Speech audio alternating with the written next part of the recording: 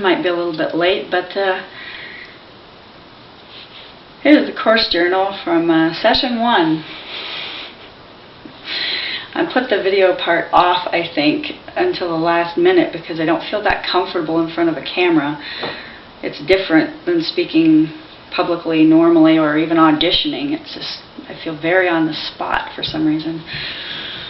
Anyway, my view of healthy sexuality is pretty much a biblical view of it. That two people getting married, celebrating that unity forever through their emotional and physical aspects of themselves. It's also highly spiritual and everything else. It's supposed to be a nourishing thing, not just a thrilling thing.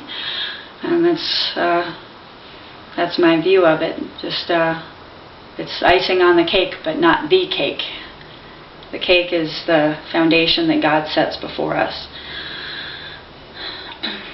It's kind of difficult to research these things because many things, particularly online, are very worldly, and you don't want to use too many key words because all sorts of interesting things might pop up.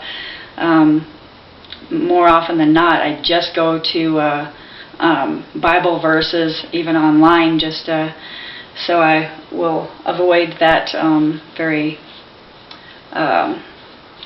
not nice scenario. And so far I have been avoiding having a lot of fun little sites sending invitations to my email, so I haven't dealt with that too much. And if anything has come in, it's just spam anyway, and it just goes to my junk folder like normal. So, oh golly, I don't own the books. I do. Every third class or so, I'm able to afford the textbooks. I have not been able to do so this particular class, unfortunately.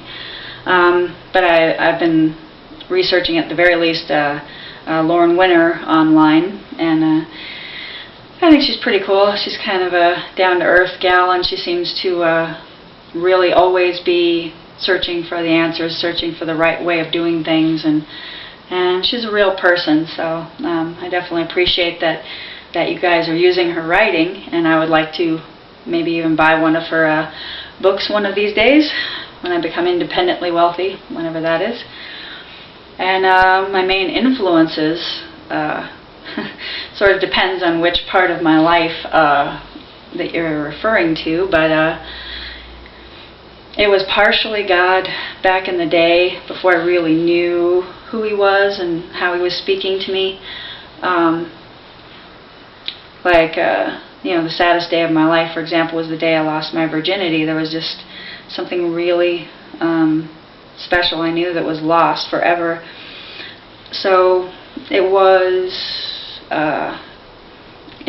God the whole time, whether I knew it or not. My mother, unfortunately, was probably the biggest influence back then because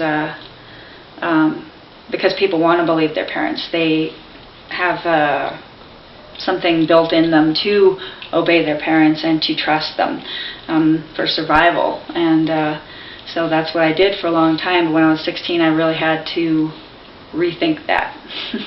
And now I definitely put much of her teachings, or whatever you want to call them, into perspective. And I'm hoping that maybe I can teach her. So now it's pretty much exclusively God and some of my peers from the church and things like that, and just continuing to progress in that example, and hoping that when I go to karaoke and things like that, that some of that might rub off on other people. You never know where a ministry may pop up.